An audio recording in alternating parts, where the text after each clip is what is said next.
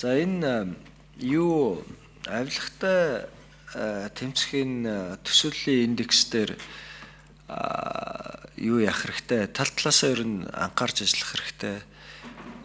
Манай хууль зүйн байнгын орооноос ч гэсэн хууль зүйн яам засгийн газар энэ дээр бүгдээрээ анхаарч ажиллах хэрэгтэй. Ягаад гэвэл бүгдэнд нь тавьж байгаа дүн. Тэр өнцгөөсөө би юуг хэлмээр байна гэхээр ингэмээр байна. Ер нь танай байгууллагаас яг одоо энэ асуудал гараад тэртээ тэргүй хүмүүс яриад байна ш. Тэгэхээр ямар ажлууд хийхээр төлөвлөж байна? Бидний зүгээс хууль зүйн жишээл байнгын орооны зүгээс бид яаж тусалж болох вэ? Би жишээл өөрийнхөө хувийн зүгээс одоо энэ олон улсын туршлага юмнуудаас судлаад олоод та бүгдтэй энэ дээр дэмжлэг үзүүлээд ажиллахад бол бэлэн байна. Тэгэхээр тэн дээр та нар яг тодорхой энийг яг асуудал болгоод тавьж агаад тэгээд тодорхой засгийн газар ингэж ажилламаар байна. Хууль зүйн байнгын ороо ингэж ажилламаар байна. Манайх ингэж ажилламаар байна гэсэн нэг тийм саналуудаа боловсруулад ирэх юм бол би энэ дээр нь өөрийнхөө зүгээс чадхаараа туслаад дэмжиж ажиллахад бэлэн байгаа шүү.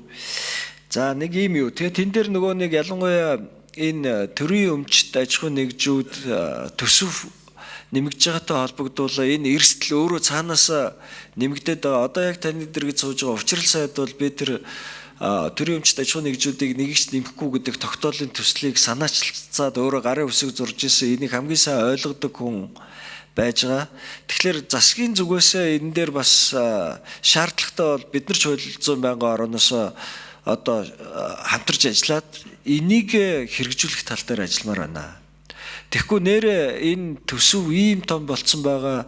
Би түрүү хэлсэн шүү дээ. Одоо 100 хэдэн мянган хүн ажиллаж байгаа энэ салбарт бүгдийг харж хянах гэвэл маш хэцүү болно шүү дээ. Тэгэхээр өөрөө ирэхгүй энэ нөгөө нэг учир шалтгааныг өөрийн номонд нь оруулж номхотгож өгөхгүй бол та нар яаж ч ажиллаад дийлэхэд маш хэцүү. Энийг л бас тал талдаа ойлгомоор байна. Өшөө хоёр дахь нэг санаа би хэлмээр байна. Юу гэвэл танах харин дотоод хяналтаа ер нь бас яаж сайжруулах вэ? Ягаад гэвэл энэ дээр чинь таны дотор бас өөрсөнд чинь ийм эрсдэл гарах магадлал өндөр байгаа шүү дээ. Ягаад гэвэл та нар хинтээ ажилтгүй гэхээр мөнгө эрх мэдэл хосолсон ийм одоо тоглогчтой, улс төрчидтэй, эрх мэдэлтнүүдтэй тулж байгаа. Тэдний чинь нөлөө гар хөл маш урт байгаа.